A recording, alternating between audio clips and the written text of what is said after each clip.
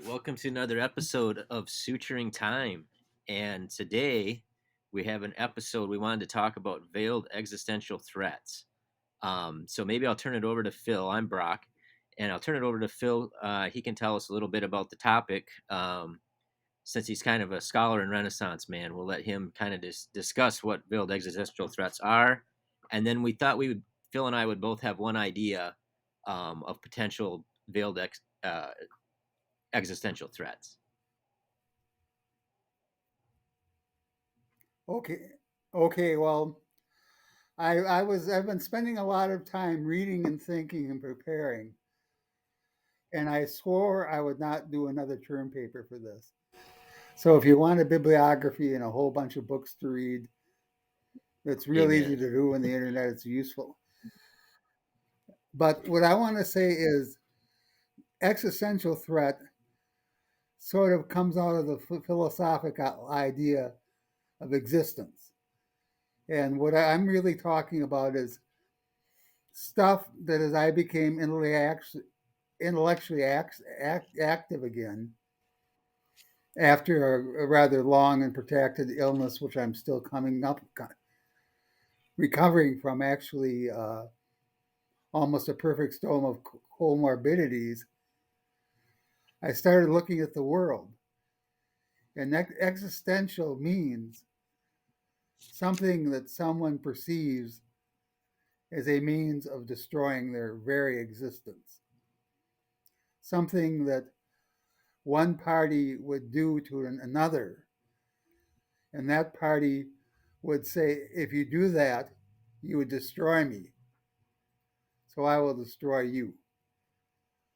Well, I was born in 1944, so I lived in a historical time where there were both death camps, as in the Holocaust, and nuclear weapons were used. And of those two things together, I would say a double never again. Uh, this does not detract any at all from present environmental concerns, words about global warming, or any of the bad news you get every day, or even COVID. But what I'm really going to be talking about more in detail is the idea of instant incineration and long and short term effects of radiation. And we have one horrific experiment for both of those things. And of course, that's Auschwitz, or all the camps like it. The other thing is that I'll be talking about diplomatic history, some history because it's necessary, but I promise that I won't give you any more than I need to do and a bunch of names which you won't remember anyway. But some of the stuff is really scary. It's like reaching to turn over a rock and looking at what's underneath it. So with that, I'll turn it back over to my colleague Yeah. Brock. So what I researched a little bit, and what I thought I'd discuss was uh, antibiotic resistant bacteria or fungi as well. Um, and as Phil was saying, it's kind of like, Mhm. even though this isn't mutual destruction between different groups of people, um, it's kind of the same thing, because we're trying to destroy these microbes, and the microbes are trying to defend themselves. And I see that as a possibility. Um, how big of a possibility is up for debate, but that could be a threat to the entire planet. So, um, so yeah, and as Phil was discussing, it's the reason I wanted to talk about it is it feels like, as far as antibiotic resistance bacteria go, it's one of those things where we've kind of taken our eye off the ball, because, as Phil was saying, there's legitimate other concerns like global warming. For instance, where Phil and I live, last week we had a massive thunderstorms here, where it was the only time in this state where we had like thunderstorm warnings, tornado warnings, everything in the month of December. Previous record was sometime in the middle of November, and now it's in December. So we understand why everybody's concerned about that, and none of this is supposed to take away from any of that. But it does feel like we've taken our eye off the ball of some important things. And me, I guess, with my background being is in pharmacy, I, first became aware of this in pharmacy school. And basically, to make a long story short, with antibiotic resistance, when you treat antibiotics, when you treat bacteria with antibiotics, or I guess viruses or fungi, any types of infections that you're trying to eradicate with drugs, if you don't completely kill off those bacteria or those organisms, they will, a small percentage of them, given enough time of exposure to these antibiotics, will develop defense mechanisms where they're able to evade the power of these antibiotics. So it's basically, it's kind of simple. It's just, if you have enough bacteria that are exposed to enough of these for enough period of time, then these random mutations will occur, and some of them may express themselves in a way in which we can no longer fight them off. And this is a known problem. And I jot down a few facts. But I remember I was sitting in class. It was a medicinal chemistry class, I think, and I remember one of the medicinal chemistry professors was talking about antibiotic resistant bacteria. And now this guy was fairly old when I had him, so this would have been a long time ago. But he said he was aware of some testing they were doing for these antibiotics that could basically wipe out most bacteria. They call them broad spectrum antibiotics when they can, one antibiotic drug can eradicate a large number of different types of bacteria. Sometimes you have to have ones that only kill a few different types of bacteria. They're very specific for certain things. um, but this one compound, I guess their fear was eventually at some point in time they may have to resort to something like this. The problem being is that they estimated that a few percent of the people that took it, it would basically fry their liver out. And so if you get to the point where none of the antibiotics work for bacteria, because of how we handle things, you could get to a point where you basically have to play Russian roulette with some kind of weird novel agent, antimicrobial drug, and it's kind of a luck of the flip whether you survive taking the thing or not. That's the kind of like the possible nightmare scenario. Even worse would be you get one where none of these bizarre things with all kinds of ridden with all kinds of side effects and bad risk profile. None of those drugs even touch it. That would be absolute worst case scenario, and then it would just be like another plague or whatever, just wiping out massive chunks of the population. So that's kind of the backdrop of what I see as a potential threat out there. That while it gets some attention, I don't know that it gets the amount of attention it needs.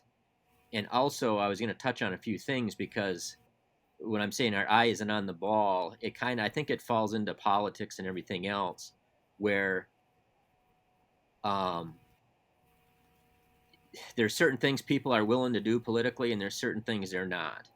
And so I thought I'd list a few facts, and then Phil and I can kind of discuss it.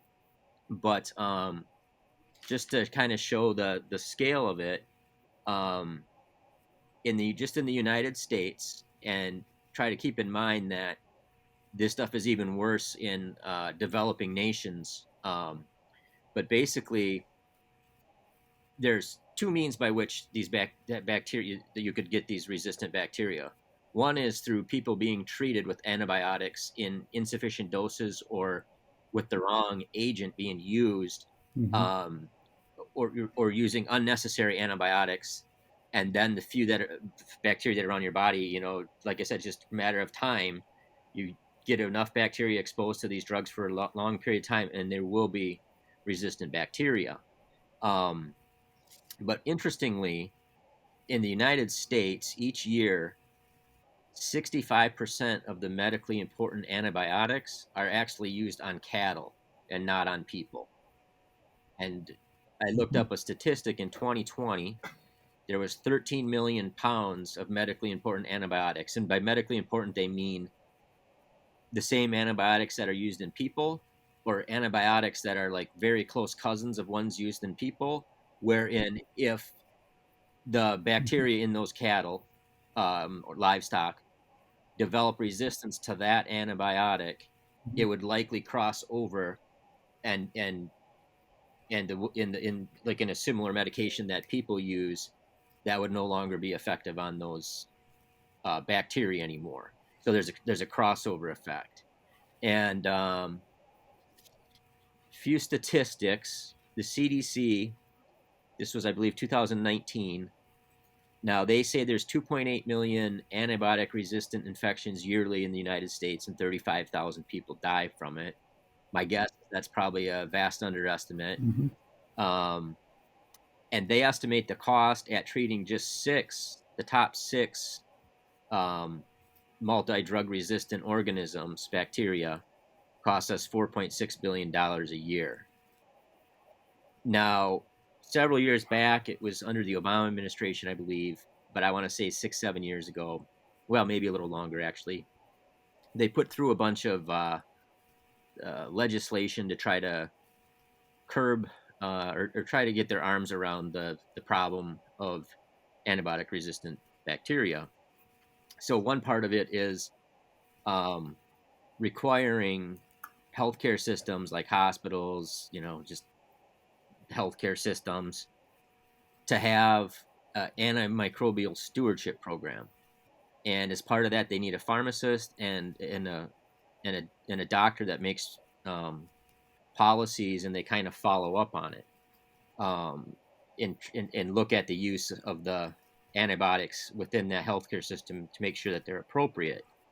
Now, you can imagine if you got one pharmacist doing this in a healthcare system and one doctor basically, and then you got everybody else on the front lines that's just overworked, stressed out, you know, trying to just get through the day without making a mistake that kills some patient. The last thing they're probably worried about is dotting all their I's and crossing all their T's to make sure that they got the absolute uh, perfect antibiotic selected. They're going to err on the side of overtreating them rather than undertreating them, because they don't want the death of a patient on their conscience, or the or loss, following lawsuit. So all those efforts, which add to the cost of healthcare and kind of distract the people from doing the other things that need to be do, that they didn't get any extra staffing or anything to do once these requirements came through. That has, let me look it up, I believe it was 18% reduction in antibiotic resistant infections, deaths from antibiotic infections in 2019. So and years of doing that, and at great cost, we decreased the amount of antibiotic resistant infections by 18%. Now that's just in the United States, and just in people in the United States. And that's with having people that, did residency programs in infectious disease, subspecialized in it, did fellowships, everything, God knows what, and try to set this up and act as police officers to police the use of these antibiotics. We decreased it by 18%, the deaths. Now, Mhm. interestingly, as far as I could tell, there wasn't much that led to the reduction in the use in agriculture. So you can raise everybody's cost of healthcare and decrease a third of our pool just in the United States by only 18%. So what are you talking? A 6% reduction of the of making new multi-drug resistant bacteria at all that expense. Where if you put through stricter regulations on the agricultural side, that's where 2/3 of it takes place anyway. So Mhm. I look So what you're giving us is kind of a cost benefit analysis. right, I but think it that's really kind of good. like, this is where I didn't follow it back, but it seems like things kind of come down to who has the more powerful lobbyists. Now, I didn't go back and follow this, but I thought I remembered several years back the FDA was going to try to put through strict regulation on the use of cephalosporins, which are like cousins to the penicillin, and they're used. They're like a broad spectrum antibiotic, very commonly used antibiotics, probably the most common ones. And somehow that just kind of disappeared. Well, I guess one could probably infer that the lobbyists got to the, you know, got to him, or somebody did. Um, but you know, if you can take a group of people that are specially trained and basically force them to put through all these policies and procedures and follow up and, you know, tracking and following statistics and all this kind of stuff, and they can reduce it by 18%. But then on the agricultural end, you don't really put anything through with any teeth, and you got people that don't have specialized training in that area. You know, their qualification was that they inherited the farm from their parents. Well, then it's like you're fighting just such a small part of it that, to me, it's like, why bother? I mean, that sounds cynical, but Mhm. you know, nobody has the political will to tackle the part of it where you're going to get the most bang for your buck. And so my thought was, as well, I looked up like the amount of subsidies that farmers get, and it looks like, I mean, I've always known it's heavily subsidized, but I didn't know the specifics, but I knew it was a lot, because it's always seemed to me like whether or not the crops are good that year, they make the same amount of money. And so 39% of the farms get subsidies, which totals 20 billion a year. So it seems to me we're quickly approaching a point in time where all of those subsidies are just going to be eaten up by the extra costs of the antibiotic resistant bacteria produced on those farms. So why not just it's completely subsidized anyway. So why not just triple the subsidies? I mean, you know, and enforce these rules and say whatever loss you have by not being able to feed your cattle and chickens and everything else antibiotics so that they grow better, and strictly enforce it. I mean, Well, it's like it's going to be a loss. It's going to be a loss of money anyway. So as long as we subsidize an entire industry, why not just subsidize it more? well, what interests me, I said that I wasn't going to bring a bibliography in, but I lied. I guess I'm thinking there's a book by an economist named Joe Stiglitz, and it's called Supercap Capitalism. And he's the kind of academic. He also, I believe, he's the Nobel Prize winner in economics. But what he talked about was the industries that we are attempting to regulate have become so powerful that they've taken over the regulatory process themselves. So what you have is effectively no regulation because they're writing the rules. The industries are writing the rules in such a way that it, especially since Citizens United, that no reasonable policy can be put into place. The other thing I was thinking about this, I was pulling out to the economic level. And one of the things I was thinking about, as you were talking about animals as being sort of breeding sites for bacteria resistant antibiotics, it made me think that we live in a time where more and more of the world, as the demand goes up for meat, are forced to live in closer and closer proximity to each other and to their animals, which speeds up the speed of disease transmission greatly. I'm a science fiction writer and a critic, and a woman named Joan Slanzewski, who has, I guess, a PhD in, well, I think it's microbiology, but she basically predicted COVID from work she'd done on avian flu in the early 2000s, and we barely missed it with SARS, as far as getting something like COVID. But what they were able to do at that point was they basically killed almost all the poultry in Southeast Asia, and the people who were making their living off of it had no political voice or power, nor did they get any compensation. So it's a tough system you're dealing with. In my own life, I'm thinking about the paradox of medical regulation because I was forced to spend 8 months in a nursing home on my way to recover from this perfect storm of comorbidities. And we always had staff shortages at the point of actually delivering care because everybody would be sitting at the information desk doing their profiling.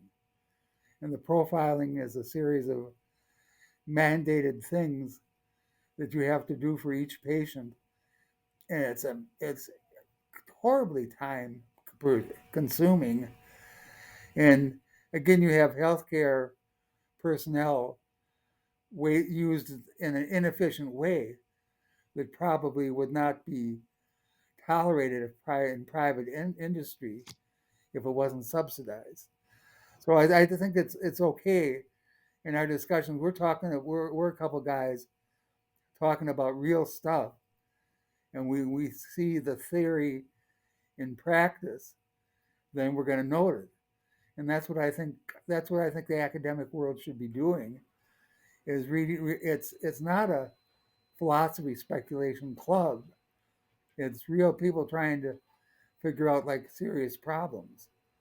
And I'll give it back to you now, but I just wanted to add Capitalism. I wrote an article on it in 2015 and predicting different alternatives depending on who won the election. But when when capitalism completely controls and owns the regulatory forces that are expected to challenge it for the public interest, the public certainly suffers. So that's my commentary. And if you'd like to carry on a little bit more, Brock, that's fine, or Well, no, you made a couple I good can points take here, so over. I I thought think. I'd just touch on them real quick. One is the industry's writing their Okay, own yeah, rules. I, And like you, I didn't want to, research it out like I was doing a term paper, but I I I, I dug around a bit. And one thing I noticed was and I guess I should have touched on this while before I got all mad about the agricultural use of antibiotics, but basically, and you see this in medicine too, but things are used basically with anecdotal evidence just because that's the way they've seen other people do it and that's the way they've done it forever. And so if you believe that the antibiotics are going to, putting antibiotics in the food of all your cattle or poultry or whatever, if you believe that that's going to actually make them grow faster and prevent them from getting illnesses, and you believe it's going to boost your bottom line because it increases your efficiency and you grow them faster and bigger, with less in, well, then it's going to be very hard to get farmers to not do that. Um, but when I was digging around, it looks like in Europe they had done testing of places that enforce it. And I can't remember. It was one of the Scandinavian countries, I think, where the data came from. But when they actually put through legislation and actually did a better job controlling the use of antibiotics for growth enhancement in livestock, they call it growth enhancement. Um, there actually wasn't any. By the time you took the cost of the antibiotics and took that out from the minimal amount that it did, if anything, actually didn't. The way I read it, it didn't really help at all. You actually came out money ahead by not using it. But because that's in everybody's head, and that's the way their dad did it, and you see that you see that in medicine too. Like it's kind of gotten a little bit more evidence based, but there's still this thing where you want to pretend it's an art as well as a science. And oh, I just know that this works, so I'm going to use Yeah. this. I've seen this work, so I'm going to do that. Well, so and so gave me this drug, or so and so did this and it worked. I want you to do that. Um, so because there's this belief that these antibiotics increase the yield for the farmers, then my guess is when the FDA tried to crack down on the use of those cephalosporins, as you were saying, the industry writing its own rules, I'm sure a legion of lobbyists made their way to Washington, and then all of a sudden all this stuff Nice disappeared. alliteration But there. what's funny is it was like underpinned by like a fixed false belief that these antibiotics increase the productivity of the farms when they actually don't. And so like if that's where two Hmm. thirds of the resistant, if that's where 2/3 of the antibiotic use is right now, is in farming, and there's no political will to overturn something that's based on a false belief, then imagine what it's like in all the other third world countries where there's even higher use. And then you kind of touched on like these supply chain issues, and I think it's kind of interesting. So as the cost of beef skyrocketed, like regardless of what the U.S. government gives for their inflation data, you go to try to buy a nice steak and it costs you a hell of a lot more than it did 2 years ago. So part of that they blame on Oh yeah. supply chain issues. Um, but when you think about it, that will as far as antibiotic resistant bacteria go, that will put even more pressure to try to get more and more yield per acre of farm if there's all these perceived supply issues and the price goes up. So it's just like it just propagates on itself. So I mean, and then what's interesting is that these supply chain issues were brought in part by a mutation of a virus, uh, and now we got this Omicron variant, which is a mutation that are now basically they're Hmm. resistant to most of our they're resistant to our vaccines in a large part now. And this is the same kind of thing. It's a microorganism that mutated to escape the way that we're trying to eradicate it. So it's kind of funny how the thing in itself caused a supply chain issue, which may end up exacerbating the problem of resistant bacteria, you know, in a completely different, Hmm. in a different industry than human healthcare. So it's just kind of interesting how it all kind of ties back together, and it all comes down to kind of like political will, or just the will of people to do anything in their best interests for mankind. It's just people will always act in their own best interest, Yeah. it seems. And so it's interesting, if you always have everybody acting in their own best interest, at what point does that become an existential threat? And I just wanted to study it from the point of resistant bacteria, just because it kind of feeds in itself, and it kind of shows a bunch of different points that kind of tie together like that. I know I sound grumpy about it, but it's just I don't. it's kind of absurd. It's kind of it's I don't know.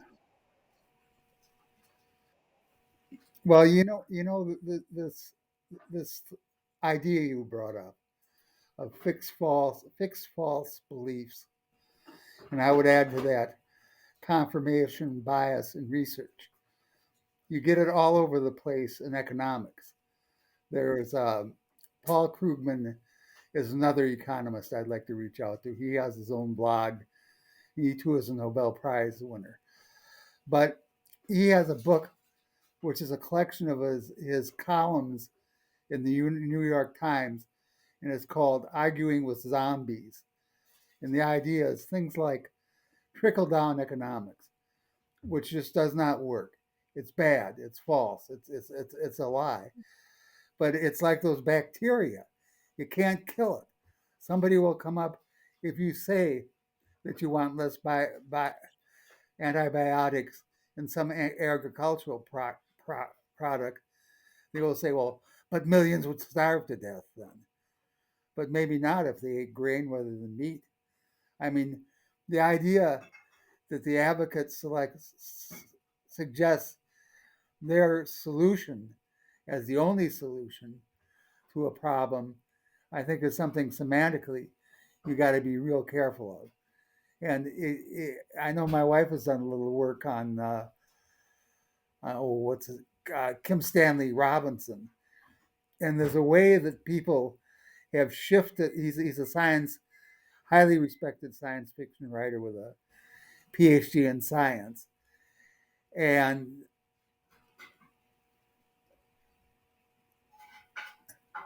I'm I'm I'm trying to say that if we talk about climate change, we imply it's a national, a rational, a natural thing that we can't do anything about.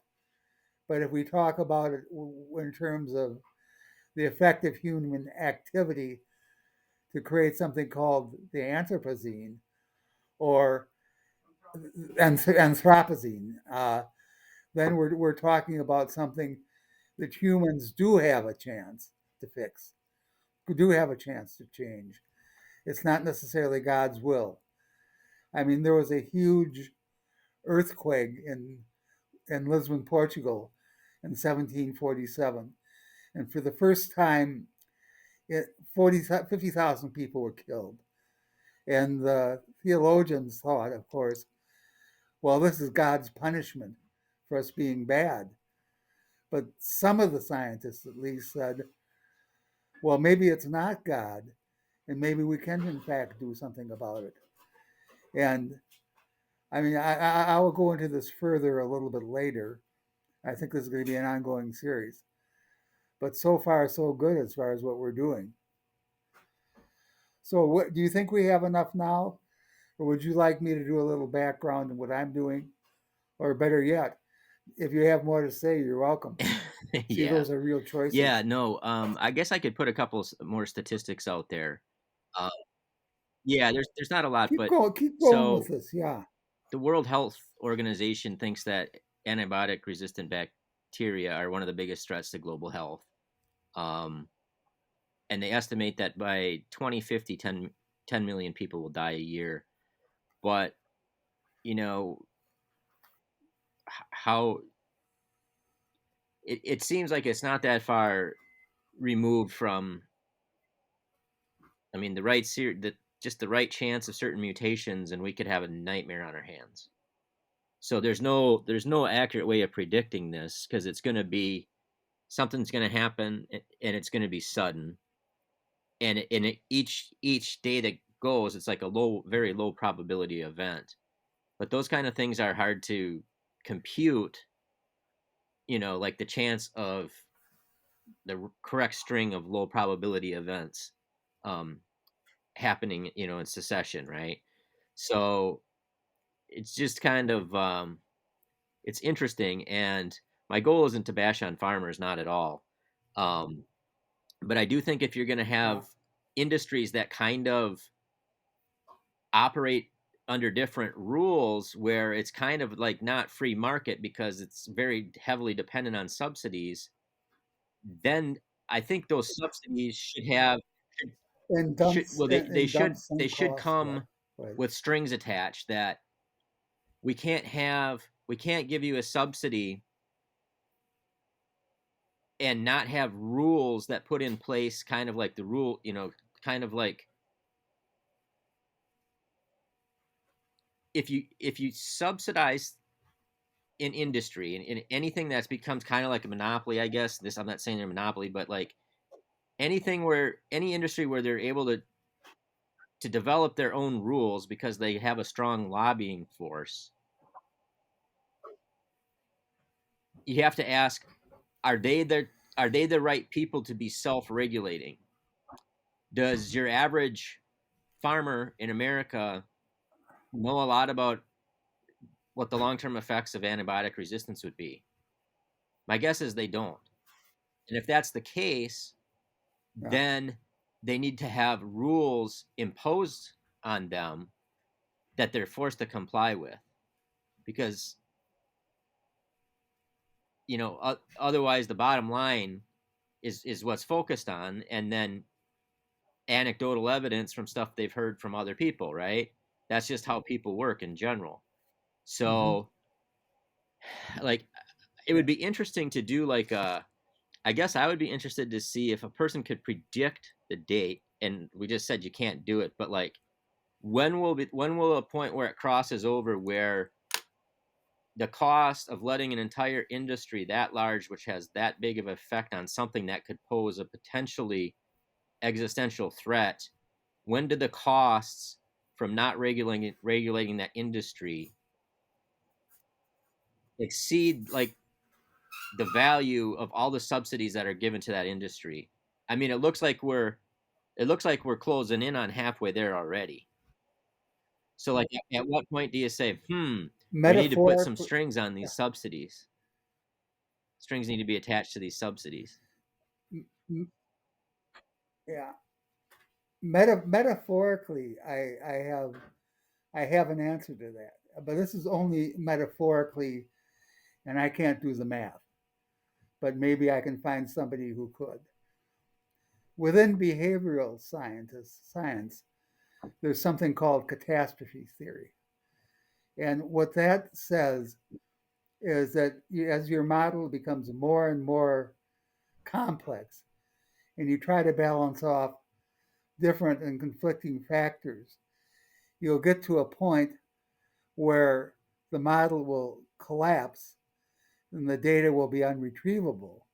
So that's the point. That would be almost like a tipping point where the system collapses, and it becomes way more expensive to maintain than it would be to allow it to collapse. I mean, nobody is talking about the fact that when I grew up, the world population was a couple billion, and now it's 7.5, 7.8, and that's putting huge pressures on the system. And and politically, you can't say that. All you can say is, "Well, isn't it terrible that the Chinese only can have one Yeah. kid?" Well, it's You know, kind of like too is but like, you know when as you say these institutions get to write their own rules. Well, basically you see it in the banking yeah, system, right, where they have their own set of rules. They're too big to fail. None of yeah, them ever go to jail. um, and then basically the common person just gets screwed over and wealth concentrates, right? yeah, So, but what happens when you get an yeah. interest in industry where their actions could could jeopardize the entire planet? Now, I'm not saying the bankers can't. Like, I hold the bankers in a lot lower regard than pretty much any other group of people. But there, you get like like I guess you could. It could lead to a revolt and this and that and the other thing. But like, I don't know. It's just kind of interesting that certain things that have such a potential for a disastrous outcome are too big to fail, right? I mean, you can say the banks are too big to fail, but farms are kind of the Uh same huh. way. Like, Yeah. I mean, with all the subsidies and favorable regulations and everything else, I mean, do you really think like if it was truly like operated within the free market, that it would be all the current farmers would still be on their farms, or do you think it would be a different group of people? I think being a farmer would Right. be a different sort of thing. I think it would be a. And it's the I same it's think the what same you with would banking. probably Like, need. their dad was a banker, so now they have like this inside thing to the Canelon effect, Yeah. right? Like, so it's just kind of like, it's like I think when you get industries that have restricted access, because it's not like you could walk down the street and the kid could decide to be a Explain that farmer, because if restricted he didn't access. inherit the land from his family, zip chance of that. Well, I think of in banking. I think of a a legacy where the son of the MBA Yep. from Harvard gets into Harvard. They get their Harvard stamp, and now they can go and make a huge amount of money because the elite in the elite firms, if you don't have an MBA from Harvard or Princeton or a handful of other places, you might as well not have one. It's not quite that bad, but it's pretty much pretty seriously like that. I was trying to hold several different comments in my head, sort of bouncing off of some of the things that you have said. Now, you've heard me speak of Milton Friedman before, and he wrote the greatest book title I have ever heard, as far as it's right up there with Hitler's Mein Kampf, as far as the power it had. And his title was Capitalism is Freedom. And for him, that meant a totally deregulated capitalism in which the only moral responsibility that a corporation had was to make a Mm-hmm. return for its shareholders. Now I had this guy come to my political theory seminar in graduate school in Madison in 1967. And when we had invited him up there, he was like a University of Chicago nutcase. And in the interim, when I took a time out, didn't go to school, wrote and did science fiction and book selling and stuff, Milton Friedman, for a whole group of capitalists, and actually many of the people who are running the country now, almost became their Bible. And it was said, well, anything done by the government will be done badly. And I watched that work into a politically powerful ideology. Now, when Hurricane Katrina hit New Orleans in 2004, the last thing that Milton Friedman wrote for the New York Times, he was 91 there and he was born in 1912, was to say, although it's very sad what happened to the teachers and everybody in New Orleans, wouldn't this be a wonderful time for us to privatize the educational system, break the teachers' union, and blah, blah, blah? And that madness became his policy and his Bible. And there are still a lot of people who think that that's the only possible way. Trump is like that, the only possible way to run a government. But I only say that, if of course, if everybody did what they wanted, it would probably be like the mafia, because everybody would be trying to kill off their population and really take Yeah, well, over their markets. that's kind of an interesting paradox But I think because um, this kind of like system that's in place after, as you were saying, Citizens United, where corporations and lobbying groups and super PACs and everything else can, you know, have a voice that's a billion times larger than the individuals, um, even though it's supposed to be a government for the people by the people. What's interesting is that if you follow back, like if you follow back the agricultural use of these antibiotics, the reason that they're able to do it, in that Obama's legislation didn't really work, is because they said you can't use it for like food enhancement, blah blah blah blah blah. Well, then they just changed the labeling on the antibiotics that they sell over the counter. Basically that they can buy at Fleet Farm or whatever, to just say for uh, what is it, like preventative use, right? So they just relabel the drugs, and then the amount of the ah, stuff doesn't get used, and then wink wink they're using it to prevent these concerning infections rather than as growth enhancement.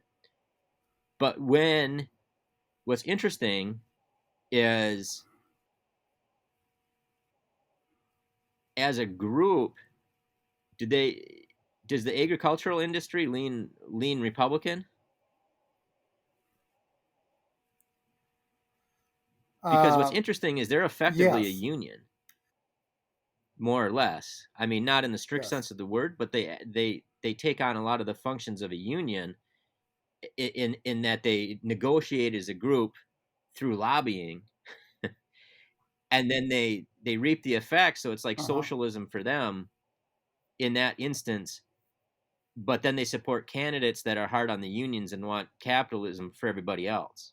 But they want socialism for themselves because if they have a bad year, my God, they don't want to actually take on the Yeah. risk, or they don't mind being paid not to put certain, units of their farm into use that year.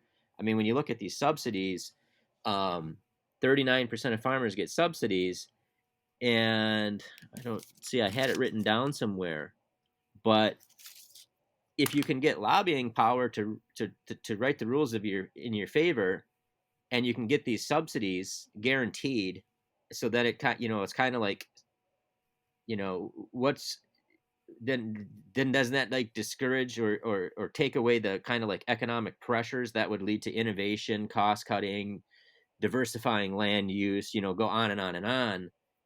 It's kind of like the same problems you get when you have a union, right? There's But Yeah. it's just labeling, it's And semantics in a way. I mean, it's just calling it something different and dissociating yourself from it. You know you can cut out a check to these super PACs, but then it's not even necessarily listed anywhere. yeah. So you're like a union member that doesn't have to show that they're part of a union. Yeah.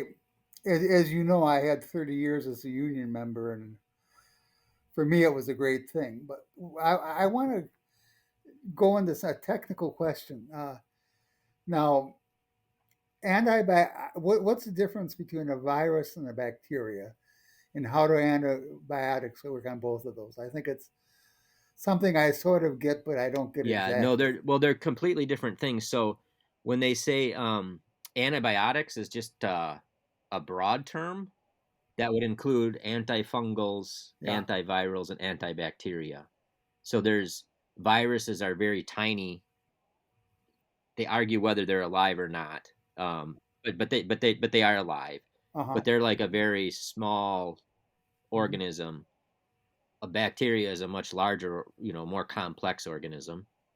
And then fungus is like what mushrooms come from and everything else, but people can get fungal infections as well. That's like athlete's foot, but you can get a lot worse ones where you get like fungal infections Uh-huh. in your lungs, and you can get them other places if your immune system is run down. Hmm. So antibiotics is just a broad term for that would include antivirals that attack viruses, antibiotics that anti that attack bacteria, and then antifungals which attack fungi. So they're just different types of organisms. Okay. And I've I've been I've been thinking about the show, and we've been on for probably mm-hmm. about 45 or 50 minutes, and I think the minimal editing. I think if we do a show, I'd like to do the whole show because one of my agendas, it's like a memory. It's like coming from back in another time of my life. And when I was in Madison in the late 70s, I did lots and lots of stuff on community radio and television. And we once did a marathon, and one of the Supreme Court justices pledged $1,000 on the show we did. And my friend and I got on because he said, "Well, now look at Phil.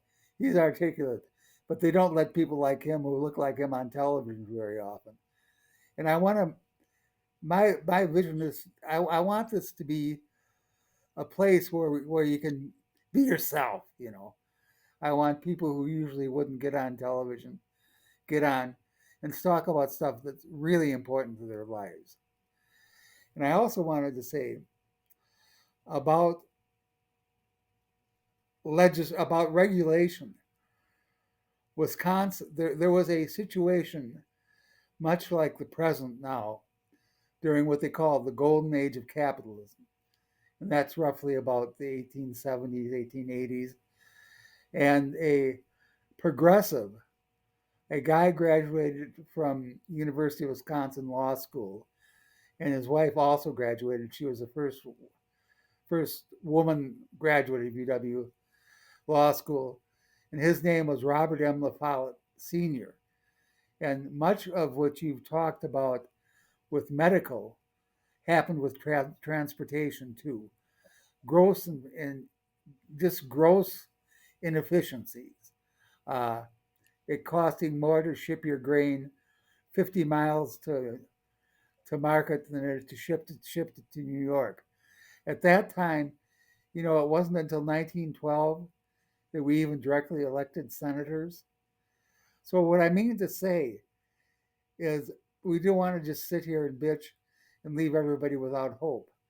There are some progressive ideas, and whatever way we fight for them, maybe we can have a space to get some other people on to talk about some of these things that we're doing. And we didn't even go into the humanitarian issues about using these antibiotics, or even for that matter growth hormone in agriculture. Well, and I think we pesticides have and a people lot more getting we can talk lymphoma and about. everything else. There is scientific knowledge that is accessible, but again, it's overwhelmed by political power, and again, the regulators have the money and the power, and it's I mean, I've had mine, but I just don't feel like I Yeah, can I'd give like to up. at some point follow back and it seems like everything always comes back to Citizens United. And that would be interesting to dig into a little bit at some point. And it would be interesting to be what would be interesting to look at is who appointed the justices that approved. I want to say who appointed the judges that voted that validated Citizens United. I don't know. It would be something to look at. And this is a Supreme Court decision. You had to learn it in grade school, and most people forgot it. But it's the Dred Scott case, and there was particularly the 1856 1855 Supreme Court ruling, which basically said took any human rights away from slaves, and almost led directly to the Civil War. But that's another story. But what we're saying here is because of a few Supreme Court cases, like Brown versus Topeka and some others, I suppose Roe v. Wade, we picture the Supreme Court as being progressive, but not necessarily either. Yeah. In No, the, no, it's my interesting speech, how I guess that would be another to me I see that as kind of a threat too. Existential might be a bit, you know, um parabolic or, hyperbolic, but um what I see though is well, is yeah, putting forward these wedge issues that distract people from the things that are really happening in our political system. or the things Right. they have that are in common. Because like, living up here and seeing the sand mines come into the area and actually just destroy the environment, and the tactics they use to get the stuff through, well, have everybody fighting over some wedge issue. In the meantime, they're stripping away all the rights of local municipalities to have control over their own environment, and it's stripping away the police powers of of municipalities. So it's kind of like it's kind of interesting how I don't know. I mean, I'd be careful of what I say, but it's like it seems like the Democrats always fall for the bait, and it's like in a way, like you're forced to vote for them, but they're so ineffective. They always fall. They always fall for the bait. Let me take yeah. I'm your historical example guy, and when I took German history, probably again in the late in the mid '60s, and we talked about the Treaty of Versailles.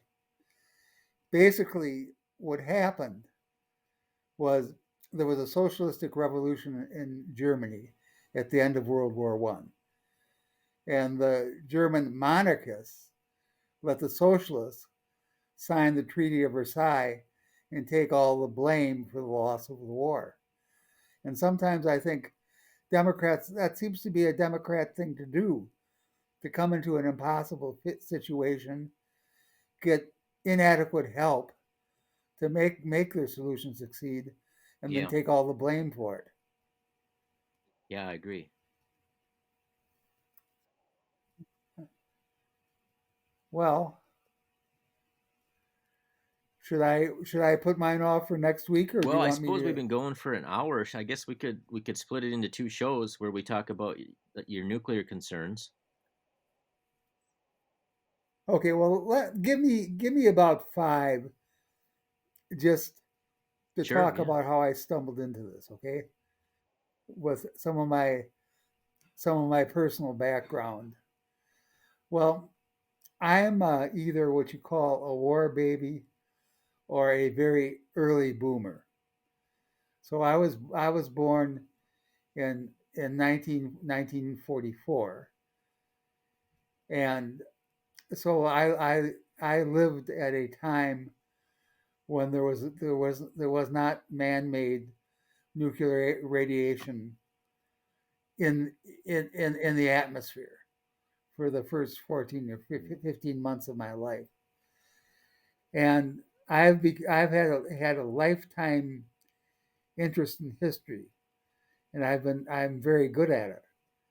And I've watched historical questions evolve, and I've tried to position myself around them, like the use of nuclear weapons, for example. But I'm going to try to put two very complicated things together.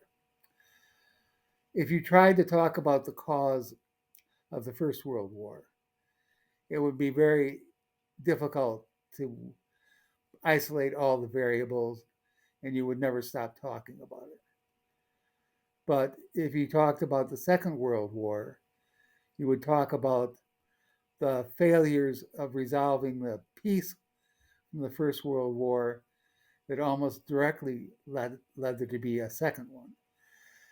Now, the First World War, to a great extent, was caused by a whole bunch of crazily intertwined and secret alliances where nations, many of which you've never heard of, defined their existential interest in terms of a political change. For example, whether Bosnia and Herzegovina, two places now in Yugoslavia, would be part of Austria-Hungary or Serbia.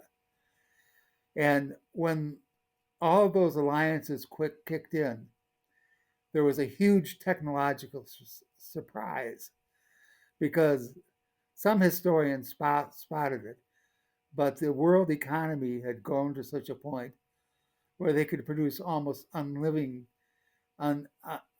unlimited killing machines, poison gas, uh, air, aerial bombing, huge battleships. All of those things kicked in, and you had carnage on an industrial level.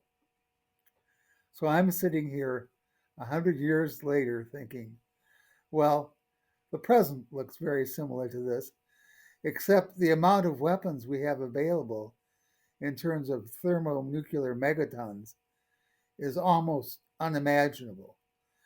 Now, what I'm going to try to say is some in my next show is to say we have nations who have defined certain political changes as not as affecting their existential interests. And that means they'll go to nuclear war for it. I mean, for example, we are a member of NATO, and NATO runs on the idea that attack on one is an attack on all. Uh, Putin doesn't like being encircled by NATO bases, almost a circle, cordon sanitaire around the Soviet Union.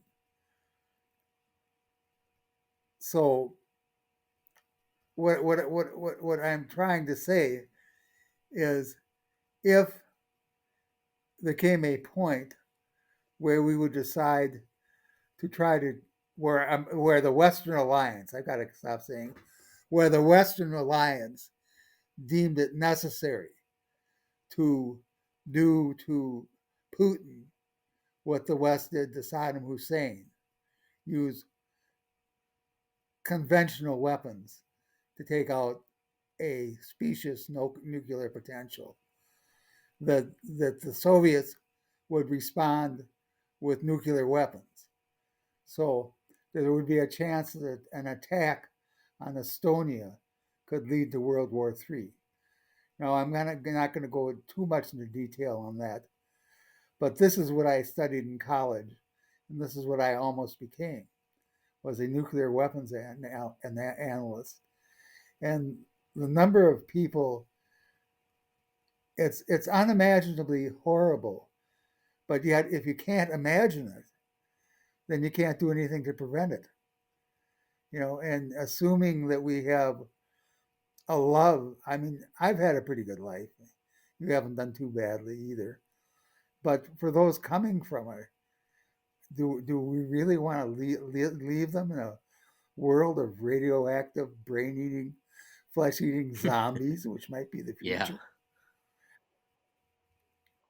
Well, I hope I've warmed you up for a prelude. Um, it's funny because as I start working on this, my brain kicks in. I start thinking, well, I thought about this. Like Germany in World War One had what they called something called the Schlieffen Plan, and they broadcast it throughout the world that if the war broke out, then they would attack north through Belgium. Belgium would let them come through, and then they would take out France in 6 weeks.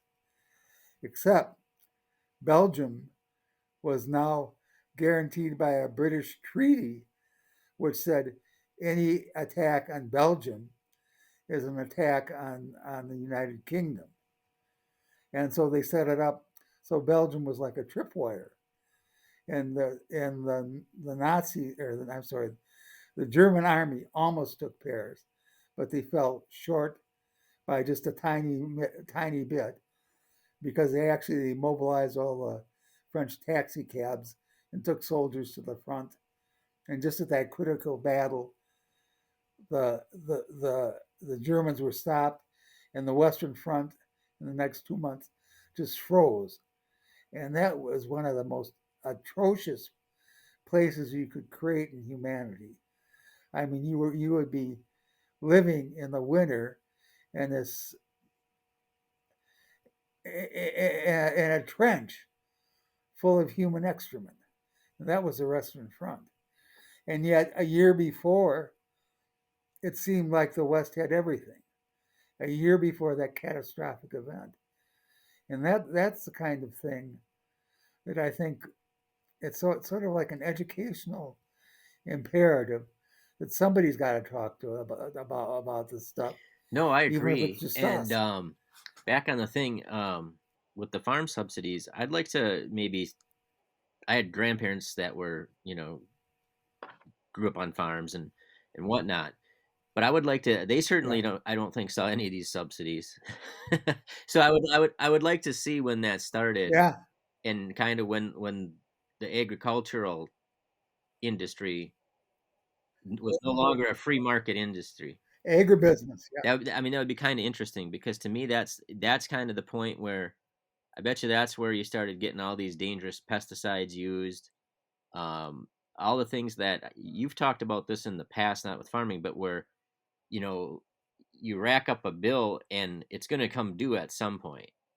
So when you like when like yeah, when you trash the environment, you know, um, well, like I live on a chain of lakes that like you could practically walk on in the summer, and it's from phosphorus runoff from farms. Um, like 50 years ago, it wasn't like that. Oh, God. And now it's like, what's that? Farms and front lawns. Yep. Farms But and front when you lawns. trace it back, though, it's actually because I've actually looked into this kind of stuff. I've looked into this before, and the bulk of it is Yeah. is from the farms, run off, upstream, and then it carries it down. Um, but yeah, it's interesting how. But then no regulations are ever put through, so they do all these things where they have a dredge that goes around and tries to like get all this phosphorus and crap out of the water. But once again, there's never any Yeah. political will to kind of go to the source and say, well, maybe in these areas where there's Yeah. You're destroying yeah, our vacation community. You're yeah, destroying our economy. I mean, rich people don't want to yeah, come up from Chicago and vacation in right. Have a seaweed. swamp monster come out of the lake. you know. So I would like to trace it back to see where that when that started, when it no longer became like like a free market system. So I think we should do a show sometime on Citizens United. I think that would be fun. Well, it wouldn't be fun. It would be kind of like I'd probably be even more prickly than I was today. But I guess I was low on sleep today. Maybe that explains some of it. But it is frustrating looking at some of this stuff because it's just, I guess it doesn't have to be that way, but it is, just for a little bit extra profit for people. Just think the places in the world where people would die to be able to make an hour and 15-minute show like we did. Try doing Yeah. this in Burma, or try doing this in Hong Kong, or I guess you call Burma Myanmar, or try doing it in China. I mean, and it's sort of, we have these privileges and we wouldn't notice them because we think we're entitled to them, but we sure would notice it Yeah. when they were gone. Well, is this a point Yeah, to let's close let's do off that. And until next the time next we'll time? I guess we'll plan on doing a show on with you on nuclear stuff.